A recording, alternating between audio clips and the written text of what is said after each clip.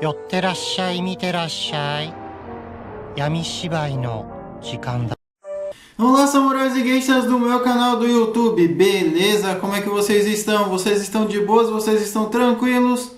Então tá tudo bem. Primeiramente, recado rápido, recado básico. Segue lá no Insta, eu faço votação para ver qual vídeo vocês querem.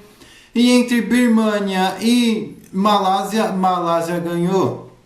Segundo recado, curte a página do canal no Face.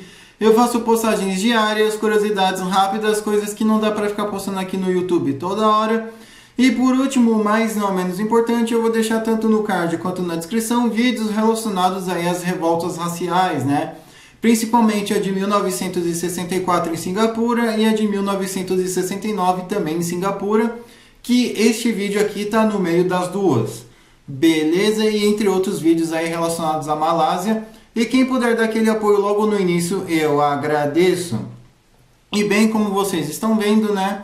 Hoje vamos falar sobre a revolta do dia 13 de maio de 1969, ou então Incidente 13 de Maio, né? Como é conhecido aí popularmente na Malásia. Mas afinal, o que foi esse incidente? O que foi que aconteceu, né? E o que resultou nessa pancadaria extrema? É isso que nós vamos ver agora. Durante a Segunda Guerra Mundial, diversos grupos étnicos acabaram indo para a Malásia, né? Os chineses acabaram indo para a Malásia para fugir dos japoneses, os britânicos e, consequentemente, os indianos que estavam no exército britânico acabaram indo para a Malásia para combater os japoneses, e muitos dos malaios acabaram se refugiando nos interiores aí e nas áreas mais rurais, também para fugir dos japoneses e para ficar mais de difícil acesso e até porque não, né, atividades de guerrilha. Só que muitos desses chineses, quando a guerra terminou, eles acabaram ficando no país, na Malásia, porque eles acabaram conseguindo sobreviver, construindo lojas, restaurantes, tendo família. É a mesma coisa os britânicos e os indianos. Só que quando a Malásia teve a sua independência, muitos dos britânicos acabaram indo embora e já os indianos, vendo uma condição melhor aí na Malásia do que na própria Índia, eles optaram por ficar. E quando os britânicos foram embora, eles deixaram um vácuo ali, né, nas grandes áreas urbanas, que logo foi preenchido pelos indianos e chineses.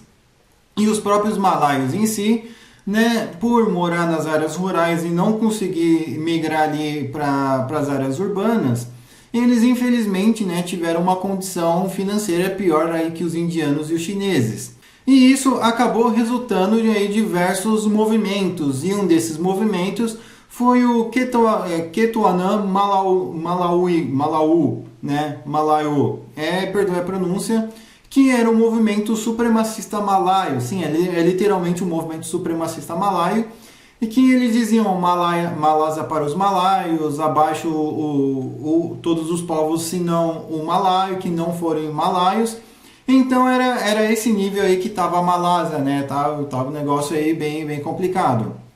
Então, né, a partir desse momento, né, os conflitos raciais foram dando seus inícios, suas primeiras pancadarias, mas ainda assim era algo leve. Já em 1963, né, que saiu uma pancadaria um pouco mais pesada, mas ainda não tão forte o suficiente para acabar registrando. Só que no ano seguinte, em 1964, aí sim que aconteceu uma pancadaria pesada na Malásia, que é em Singapura. Não deixa de ser Malásia, mas mais especificamente aí na região de Singapura, antes aí da independência. Então, as coisas começaram a ficar feias e beleza, né? Tempo vai, tempo vem, novos partidos foram sendo criados. E para concorrer às eleições, para assumir o poder em 1969, tinham 3 partidos competindo: o DAP, o Gerakan e um outro partido malaio. E o DAP e o Gerakan eram 2 partidos majoritariamente chinês. E o partido que acabou ganhando a eleição foi o DAP, né, que era um partido mais aí centro-esquerda, algo mais esquerda social-democrata, coisas do gênero, né? Então, esse partido acabou ganhando e no dia 10 de maio de 1969, os chineses saíram para comemorar e basicamente saíram ali com placas, a Malásia é dos chineses, Kuala Lumpur é chinesa, né? Expulsem os malaios, a Nova China, da Nova China e, obviamente, né, coisas bem preconceituosas. Os indianos, até então, eles fazem parte, mas até então não tá nem aí. Já no dia 10 e 11, ainda de maio, os chineses eles basicamente também passaram a fazer passeatas, só que dessa vez eles começaram a passar em locais majoritariamente aí, malaios, né, nas áreas mais periféricas, nos bairros malaios, justo em mesquitas, né, para provocar mesmo. Até que acaba surgindo um outro grupo supremacista, o UNMO, né? Ou então UNMO ou UMNO, né? Perdoe a pronúncia, essa confusão, esse grupo aí, que às vezes eu confundo as siglas. Mas enfim, e esse grupo também era um grupo supremacista, só que ele era um grupo supremacista um pouco mais organizado. Então esse grupo aí começou a passar nas regiões mais periféricas, nas regiões mais rurais e trazer todos os malaios aí para os grandes centros urbanos, na verdade, mais precisamente falando, para Kuala Lumpur. E com isso, os malaios, né, eles foram fazer uma passeata no dia 12, só que os chineses aí já estavam preparados, já estavam até mesmo com armas de fogo. E esses malaios aí das áreas rurais, eles estavam com faca e facão. Já os áreas periféricas, eles ainda contavam aí com algumas armas de fogo, mas não eram das melhores. Geralmente eram armas sucateadas da polícia britânica, eram armas roubadas, eram armas já um pouco datadas aí já da Segunda Guerra Mundial. Então, meio que já tinha uma munição limitada e não tinha como eles basicamente partir para o ataque. Então eles foram lá, foram brecados pelos chineses e acabaram voltando. Lógico que, né, eles passaram também protestando aí com slogans supremacistas e teve conflito, mas não foi um conflito armado, não foi um conflito na faca, foi um conflito aí de garrafada, gente saindo no braço, mas depois aí eles acabaram separando aí de modo orgânico sem que a polícia soubesse. Já no dia 13 de maio de 1969, esse mesmo grupo supremacista, eles tiveram a ideia aí de fazer uma nova passeata e dessa vez retornar àquele lugar chinês e partir para a briga aí já numa briga armada, numa briga de faca mesmo, ir por tudo ou nada. E eles acabam fazendo isso, né? Eles acabam indo aí, né, pro tudo ou nada e eles acabam sendo repelidos.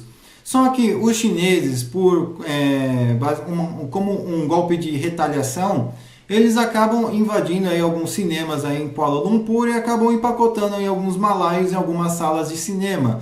E, tipo, não eram malaios que estavam nos grupos supremacistas. Não, se fossem era lixo matando lixo, né? Porque os chineses também eram bem preconceituosos ali.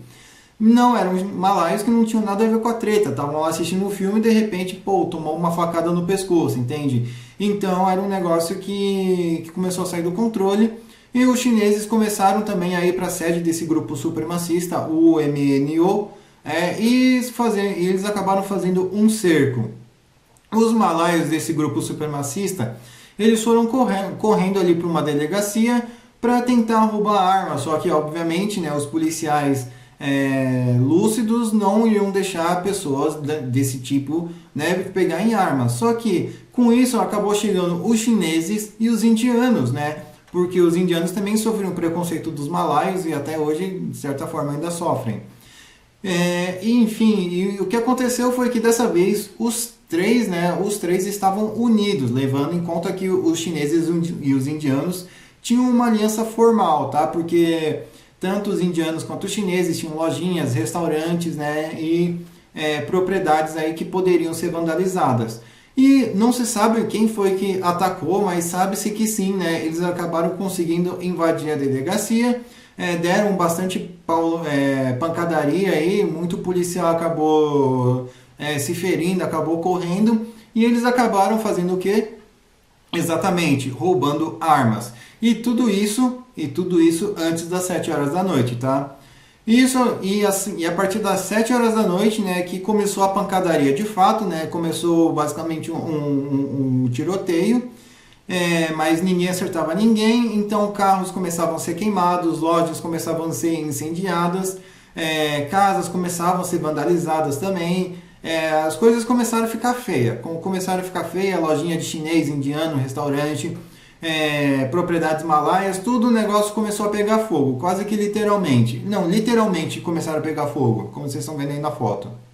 Aí, às 7 horas da noite, a polícia é acionada com extrema urgência. Eles nem sequer chegam perguntando, tentando separar, já chegam na base do gás lacrimogênio, né, na intenção de dispersar a multidão, só que isso não acontece. E então eles, com megafone, eles vão lá e fazem um toque aí de recolher, só que isso não adianta de nada, justamente porque estava ali no meio da pancadaria, então ficou por isso mesmo. E a pancadaria também começou a sobrar ali para os policiais.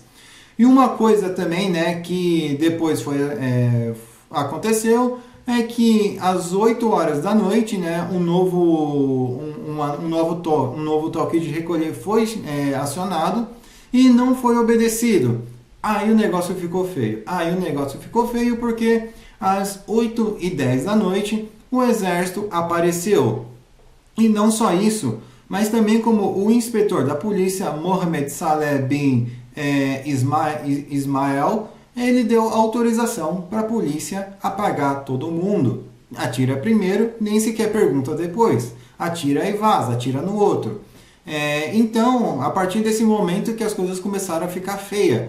E sem contar que o próprio exército também, né, que o exército já é treinado para dar cabo dos outros, independente se é um crime doméstico ou um crime internacional, um terrorismo doméstico ou um terrorismo internacional, eles são treinados para isso. Então, a coisa ficou feia, o exército começou também a ocupar diversas ruas principais, estradas principais, cruzamentos. Só que lembra que eu falei do toque de recolher? Então, muita gente nem sequer sabia desse toque de recolher porque, às vezes não acompanha notícias, às vezes estava do lado de fora. E o exército estava passando na rua e estava descendo chumbo. O exército e a polícia estava descendo chumbo, independente de quem era. Eles vinham ali à distância, miravam e atiravam. E isso, obviamente, né, assustou a população, né, que a pessoa podia estar na porta de casa, no jardim, enfim, tomava chumbo e só ficou basicamente, né, os malaios da UMNO, né, e os chineses e os indianos. E também fontes anônimas dizem que o próprio exército também ajudou a vandalizar diversas lojas indianas. E a partir das 10 horas da noite, já contavam um total aí de 80 cadáveres. E só que esses 80 cadáveres eram 80 cadáveres chineses, até que esses cadáveres iniciais, eles eram basicamente, chegavam ali com marcas de facada, com marcas aí de cortes com facão. Então, até então, as coisas, né, era a primeira leva aí que tinha acontecido aí das pancadarias. Depois começou a chegar os corpos aí dos indianos, com marcas de facão, facada, né? Depois começou a chegar os corpos aí dos malaios, aí começou aí chegando corpos. Aí depois começou a chegar as levas aí dos corpos, aí depois que o exército e a polícia aí tiveram carta branca para atirar. Né, que esses aí sim estavam cheios de furo, espedaçado, enfim, né, um negócio bem, bem tenso aí. Então, né, o negócio começou a ficar feio. A partir das 5 horas da manhã, né, totalizou um total aí de 143 baixas, né, oficiais, mas eram 25 baixas malaias, os militantes aí do UMNO, 13 indianos, poucos policiais e o resto aí eram todos chineses. Mas tinha um pequeno porém, né? E além dos 453 aí gravemente feridos aí no hospital. Mas muita gente, muitos estudiosos e até mesmo autoridades malaias dizem que foi mais baixas, dizem que beirou 800 a 1000 baixas. Aí vocês devem estar pensando, ué, mas como assim? Por quê? Mas se tivesse sido isso, eles iriam confirmar, certo? Não. Por quê? Justamente porque os soldados e os policiais, eles tinham autorização de forjar e esconder cadáveres. Então, zerou, apaga, esconde, queima o documento, arranca qualquer tipo de identificação e joga num terreno baldio. Então, né, muitos corpos também acabaram sendo jogados em rios, né? Muita gente diz que foi jogado em correntezas, foram levados até o Estreito de Malaca. Então, foi um negócio bem feio que aconteceu. E Kuala Lumpur, né, mais precisamente a Malásia, eles basicamente ficaram uma cidade fantasma aí por 2 dias. Né? Só o fotógrafo estava aí na rua para deixar esse registro. E também tem uma consequência, porque essa revolta racial que estourou em Kuala Lumpur acabou respingando totalmente em Singapura. Beleza? Mas enfim, espero que vocês tenham gostado desse vídeo. Não se esqueça de curtir, compartilhar, se inscrever. Quem puder ver os vídeos tanto do card quanto da descrição, eu agradeço. Quem puder dar aquele apoio também, eu agradeço. Quem puder me seguir nas minhas redes sociais também, tamo junto. Meu Insta, Discord estão todos aqui na descrição. Beleza? Passe esse vídeo para um amigo seu, para uma amiga sua, ou como a pessoa se identifica. Falou e fui!